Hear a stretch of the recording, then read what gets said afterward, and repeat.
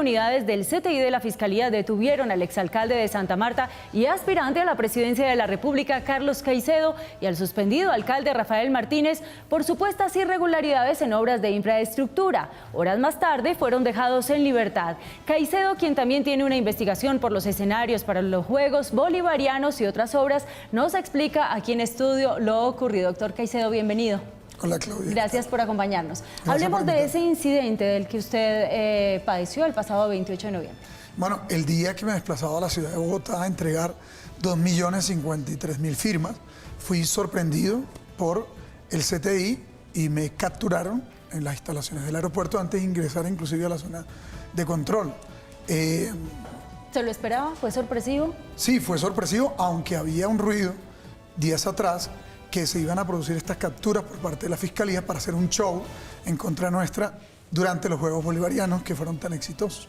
¿Cuáles son esos problemas o esos vínculos que usted tiene pendientes con estas obras de infraestructura? Bueno, en el caso de los centros de salud me han querido imputar celebración indebida de contrato y peculado a favor de tercero, pero no hay tal, porque yo no suscribí el contrato, simplemente presidí la Junta de la AES, que es la red hospitalaria distrital, exigiéndole la construcción de unos centros de salud, modernizando la infraestructura precaria que ya existía. Pero fue durante su administración, 2014-2015. En efecto, así como nos propusimos modernizar parques, colegios, centros de desarrollo infantil, la red vial, nos lo propusimos en relación a los centros de salud.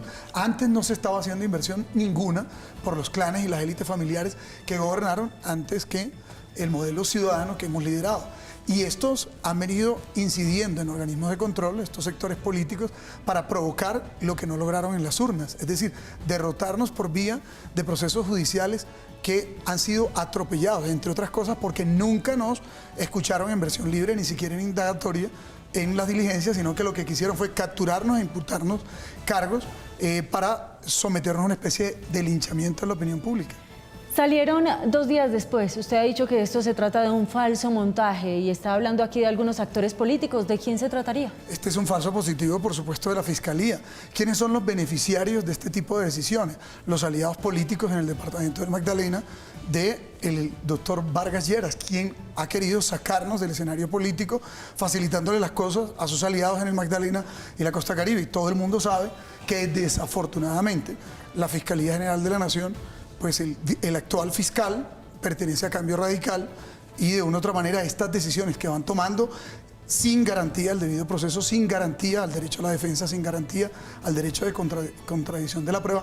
Y una cosa muy delicada, Claudia, y es cuestionando la presunción de inocencia a través de acciones mediáticas por parte de la Fiscalía y no en el proceso mismo. Entonces, yo sí creo que aquí hay actores políticos que desafortunadamente están instrumentalizando la Fiscalía, de manera que la Fiscalía está fungiendo bien como una policía política, bien como una jefatura de campaña, inclusive lo que algunos columnistas han denominado combinando todas las formas de lucha para sacar a los que les somos inconvenientes al proyecto político de las élites tradicionales en la región Caribe. Usted viene hablando de la Fiscalía y precisamente el fiscal Néstor Humberto Martínez tenía como prioridad descubrir qué era lo que estaba pasando allí en Magdalena. ¿Usted va a tomar alguna represalia contra la Fiscalía? Pues nosotros estamos, por supuesto, recusando a los funcionarios que nos han parecido que han actuado irregularmente. Es sospechoso que la Fiscalía, por ejemplo, no haya hecho investigación alguna a los clanes Cotes, Díaz Granados, que estuvieron gobernando antes que nosotros, pues nosotros con los mismos recursos que estos sectores políticos y familiares manejaban, estamos haciendo las obras que ellos no hicieron. Cerca de 300 frentes de obra en el curso de estos 6 años de nuestro gobierno y del alcalde Rafael Martínez. Y además crea suspicacia que escándalos como por ejemplo la Vía de la Prosperidad o todo el PAE en el departamento del Magdalena no tengan una investigación rigurosa por parte de la Fiscalía, o elefantes blancos como el mercado público de Santa Marta, donde campeaba la criminalidad, o una serie de vías inconclusas por casi 20 o 30 años, o inclusive la infraestructura en ruinas que recibimos para los Juegos Bolivarianos. ¿Qué pasa con esas investigaciones? O inclusive las que yo interpuse contra INASA, RIT, Metroagua, es decir, nada de lo que nosotros hemos puesto en conocimiento de las autoridades. El carrusel de la salud investiga la Fiscalía. He pensado inclusive cambiarme el apellido por Cotes y Díaz Granados, a ver si así me consiente la Fiscalía y sus aliados políticos. Pero ¿quién entonces es el doliente? Porque finalmente los afectados son los usuarios de estos servicios de salud y de las infraestructuras que quedaron pendientes. Los dolientes somos nosotros, los que hemos sido elegidos por la ciudadanía precisamente para mejorar su infraestructura. Es que no hay ningún peso perdido. Lo que ocurrió fue que se le exigió a la ESE y nuestro gobierno modernizar la red hospitalaria. 5 centros se intervinieron, 1 se inauguró, otros quedaron en ejecución porque la ESE quedó insolvente, ya que Cajanal y otras EPS que le adeudaban 14.000 millones de pesos quebraron. Entonces el alcalde Rafael Martínez, cuando hicimos el empalme, decidió aplicar alrededor de 6.500 millones de pesos. Ha habido atrasos en la ejecución y una multa al contratista, pero ahí están los recursos, ahí se están ejecutando, como en todos nuestros actos, siempre sometidos a Fiscalía, Contraloría y Procuraduría, pues no tenemos ningún problema, siempre que esto no sean instrumentos de persecución politiquera. 2 preguntas rápidas. ¿Pudo entregar sus firmas a las 2.500.000 a la registraduría? Sí, afortunadamente el comité inscriptor viajó y le entregó. Yo creo que lo que quisieron fue impedir que lo hiciéramos, pero bueno, no lograron salirse con las suyas. Estamos ya... por lo menos radicamos la firma en la registraduría, estamos confiando que le den un dictamen positivo. Y por el otro lado, vamos a continuar esta campaña en la región Caribe. Yo creo que hay futuro. Nosotros representamos una voz del Caribe, una voz de los sectores democráticos, alternativos y populares.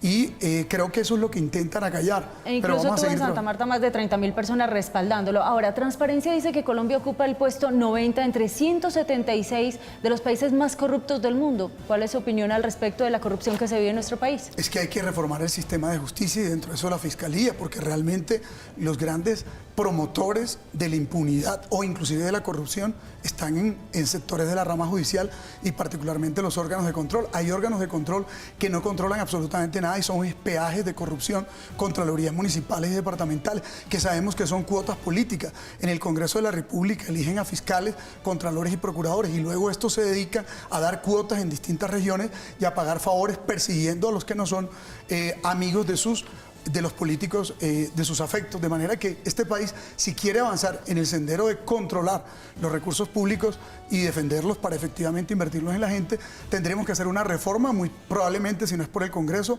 vía una constituyente, pero Colombia tiene que pensarse en su dimensión económica, social, ambiental e institucional, y parte de nuestras propuestas son precisamente hacer una reforma profunda a la estructura del Estado, inclusive lo que permita autonomía en las regiones, porque lo que tenemos también es un Estado absolutamente centralizado. Los grandes escándalos de corrupción están en el centro del poder, es decir, en las ramas del poder público que tienen más recursos y más capacidad decisoria. Pues doctor Caicedo, muchas gracias por habernos acompañado. Mucha suerte en esta carrera hacia la presidencia del 2018. Muchas gracias. Una feliz tarde. María Fernanda, usted tiene más información.